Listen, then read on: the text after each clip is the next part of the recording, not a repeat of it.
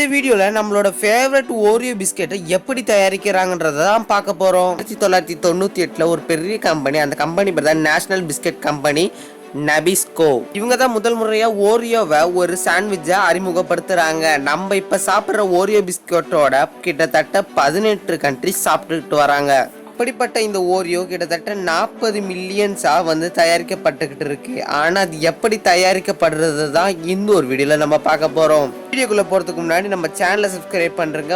வாங்க இன்னைக்கான வீடியோக்குள்ள போகலாம். இதுக்கு தேவையான பொருட்கள்: அரிசி மாவு, சுகர், அப்புறம் கொக்கோ பவுடர், வெஜிடபிள் ஆயில், அதுக்கப்புறம் பாத்தீங்கன்னா பேக்கிங் பவுடர் தேவை, அதுக்கப்புறம் ஒரு பேக்கிங் சோடா, அப்புறம் சால்ட், அப்புறம் ஃபிளேவரிங்ஸ், அப்புறம் வெனிலா கிரீமிங்கோட எசன்ஸ். உங்களுக்கு இப்ப தேவையான எல்லா பொருட்களையும் எடுத்து வச்சுக்கோங்க.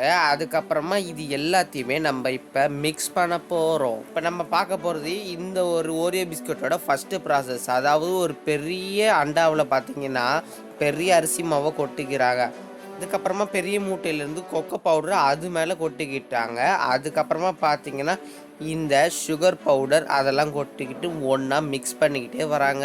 அதுக்கு முன்னாடி உங்கள் யாருக்காவது ஓரியோ பிஸ்கெட் பிடிக்குன்னா மறக்காம கமெண்ட்ல எனக்கு ஒரே பிஸ்கெட் பிடிக்கும் ப்ரோ அப்படின்ட்டு கமெண்ட் பண்ணிட்டுங்க. அடுத்து நிறைய தண்ணி ஊற்றுறாங்கன்னு நினச்சிடாதீங்க. அதுதான் வெஜிடபிள் ஆயில். அந்த வெஜிடபிள் ஆயிலை வந்து ஃபுட்டுக்கு யூஸ் பண்ணுவாங்க. அது ஃபுல்லாக இந்த மாவை வந்து நல்லா கிளறிக்கிட்டே இருக்கும். அதுக்கப்புறமா பார்த்தீங்கன்னா நடுவில் இந்த பேக்கிங் பவுடரை வந்து சேர்ப்பாங்க. அது சேர்த்து முடிச்சிட்ட பேருக்கு கொஞ்ச நேரம் அது நல்லா கொதிக்க விட்டுட்டு அரிசி மாவை கொட்ட ஆரம்பிப்பாங்க. அப்படி அரிசி மாவை எவ்வளோ அளவு கொட்டுறாங்களோ அப்போ தான் உங்களுக்கு அந்த பிஸ்கெட்டுன்றது ஒன்று வரும். அதுக்கப்புறம் பார்த்தீங்கன்னா கம்மி குவான்டிட்டியில் பேக்கிங் சோடான்றதை கொட்ட ஆரம்பிக்கிறாங்க. அதுக்கப்புறமா மொத்தமாக கிளறினா இது மாதிரி சார்கோல் மாதிரி கிடைக்கும். சிக்கனை கிரில் பண்ணி எடுக்கிற மிஷின் மாதிரியே இருக்கும். அதில் போயிட்டு இந்த செஞ்ச மாவை வந்து அதில் கொட்டுவாங்க. அதில் கொட்டின பேருக்கு பார்த்தீங்கன்னா அழகாக கீழே ரவுண்டாக அச்சியில் போய் உட்காரும். அதுக்கப்புறம் அதில் தான் இந்த ஓரியோ பிஸ்கெட்டுன்ற சீலை வந்து அடிப்பாங்க. இப்போ ஓரியோ பிஸ்கெட்டோட front part and back part வந்து செஞ்சு முடிக்கப்படுது. அதாவது மேலே இருக்கிற பிஸ்கெட்டும் கீழே இருக்கிற பிஸ்கெட்டும். ஆனால் இதுக்கு நடுவில் இப்போ க்ரீமுன்னு ஒன்று இருக்குல்ல, அதை எப்படி செய்கிறாங்கன்றத பார்ப்போமா. கிட்டத்தட்ட 1 மணி நேரத்துக்கு 5000 குக்கீஸ் வந்து ரெடி பண்ணப்படுதான் இந்த ஒரு ஃபேக்ட்ரியில். அடுத்து எஸ்கலேட்டர்ன்ற மாதிரி ஒரு மிஷினில் இந்த பிஸ்கெட்லாம் வரிசையாக அடுக்கப்பட்டு அந்த பிஸ்கெட் எல்லாம் அப்படின்னு கொஞ்சம் கொஞ்சமாக நவுற ஆரம்பிக்கும். அதுக்கப்புறம் ப்ராசஸ் தான் பிஸ்கெட்டை சூடு பண்ணுற ப்ராசஸ். ஒரு பெரிய மிஷின், ஹாட்டான மிஷின். அந்த மிஷின் பேர் ஒரு பெரிய ஓவன் வச்சுக்கோங்களேன். அது கிட்டத்தட்ட 85 மீட்டர் லாங் இருக்கும். Industrial great oven. இது உள்ள அந்த பிஸ்கெட்லாம் அப்படியே கொஞ்சம் சூடப்படும். எப்படின்னா எண்ணெயில் போட்டு இல்லை, அப்படியே அந்த ஒரு பெரிய அனல் காற்றுல வரப்படும்.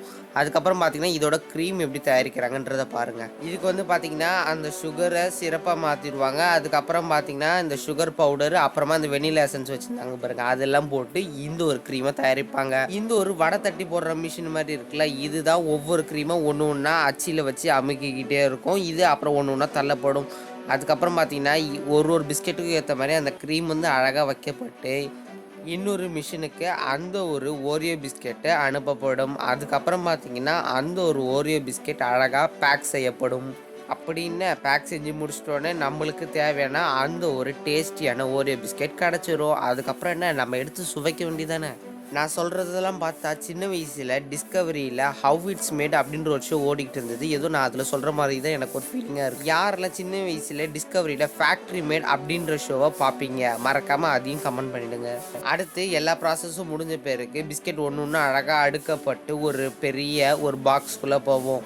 அது வந்து பார்த்திங்கன்னா இந்த கன்வேயர் பெல்ட் மூலமாக எடுத்து வைப்பாங்க. இந்த கன்வேயர் பெல்ட் மூலமாக ஒரு பாக்ஸில் எத்தனை பிஸ்கெட் இருக்கணும்ன்ட்டு ஒரு கணக்கு ஆர்டர் படி வந்து போய்கிட்டே இருக்கும். அந்த ஒரு பாக்ஸ் அதுக்கப்புறம் என்ன ஆகும் பார்த்தீங்கன்னா ஒவ்வொன்றா பிரிய ஆரம்பிக்கும். அப்படி அந்த பிரிக்கப்பட்ட அந்த ஒரு பாக்ஸ் கரெக்டாக பேக் செய்யப்படும். அந்த கம்பெனியோட பிராண்டிங் ஸ்டிக்கர் வந்து ஒட்டப்படும். அது மேலே இந்த ஒரு பெரிய ரோல் மாதிரி இருக்குது, இதுதான் அந்த பிராண்டிங்கான ஒரு ஸ்டிக்கர். இந்த ஒரு ஸ்டிக்கரை தான் மேலே போட்டு ஒரு கவர் பண்ணிவிடுவாங்க, ஒரு பேக்கேஜிங் மாதிரி. அதுக்கப்புறம் நம்மளுக்கு தேவையான ஓரியோ பிஸ்கெட் வந்து கிடச்சிரும். அதுக்கப்புறம் அந்த கவரை பிரித்து நம்ம எடுத்து சாப்பிட வேண்டியதான்.